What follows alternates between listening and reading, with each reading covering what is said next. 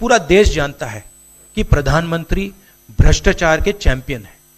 कुछ दिन पहले प्रधानमंत्री ने ANI को बहुत लंबा इंटरव्यू दिया, स्क्रिप्टेड था मगर फ्लॉप शो था। प्रधानमंत्री जी कहते हैं कि इलेक्टोरल बॉन्ड्स का सिस्टम ट्रांसपेरेंसी के लिए लाया गया, राजनीति को साफ करने के लिए लाया गया। अगर यह सच है तो उस सिस्टम को सुप्रीम कोर्ट ने रद्द क्यों किया? यह जो है इलेक्टोरल बॉन्ड्स का जो स्कीम है, यह दुनिया का सबसे बड़ा एक्सटॉर्शन का स्कीम है। हिंदुस्तान के सारे बिजनेसमैन इस बात को समझते हैं, जानते हैं, और प्रधानमंत्री जितनी भी सफाई देना चाहें कोई फर्क नहीं पड़ने वाला है। आज मोदी जी के इर्द गिर्द सिर्फ उनसे हां में हां मिलाने वाले लोग हैं। जितने अधिकारी हैं, जितने मंत्री हैं, जितने सांसद हैं, जितने मुख्यमंत्री हैं, उनके सब उनसे डरते हैं। सब उनकी सत्ता से डर के मारे उनको सच्चाई नहीं बताते।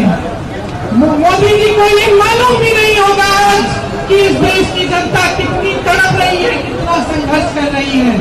इस देश की महिला के बारे में उनको ये नहीं मालूम है कि वो महिला जब दुकान जाती है सामान खरीदने के लिए, जब नवरात्रि का समय होता है, जब त्योहार होता है, जब कुछ सामान खरीदने के लिए जाती है, अपने बच्चों के लिए नए कपड़े, जूते, पूजा की सामग्री कुछ खरीदने के लिए जाती है तो खरीद नहीं पा रही है। ये बात मोदी जी समझ रही है, ये बात मोदी जी देख रही है। मोदी जी को इस देश का किसान नहीं दिख रहा है, जिसके पसीने से ये मिट्टी सींची हुई है। इस देश के किसान को मोदी जी दिख रही है।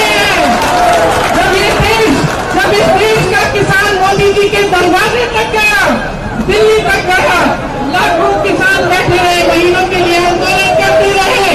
जब इस देश के किसान सुनवाई मांग रहे थे मोदी जी से, मांग रहे थे कि ये काली कानून हटा दीजिए, मोदी जी ने सुनवाई तक नहीं की, अपने दरवाजे से बाहर तक नहीं आए। 600 किसान शहीद हो गए, किसानों को इनके मंत्रियों के नीचे कुचल डाला, लेकिन मोदी जी ने कुछ नहीं किया। आपकी सुनवाई नहीं हुई। आपके गन्ने का बकाया उस समय 15,000 करोड़ था, 16 लाख करोड़ रुपए का कर्ज माफ किया है इन्होंने देश के बड़े बड़े उद्योगपतियों का। समझ लीजिए, 16 लाख करोड़ रुपए, और इस देश के गन्ने किसानों का बकाया माफ नहीं किया, कर्ज माफ नहीं किया। इस देश का किसान 10,000 रुपए के कर्ज के लिए आत्महत्या कर रहा है। मैं गई मिलने ललितपुर में एक किसान था, उसने 1 लाख का कर्ज लिया था।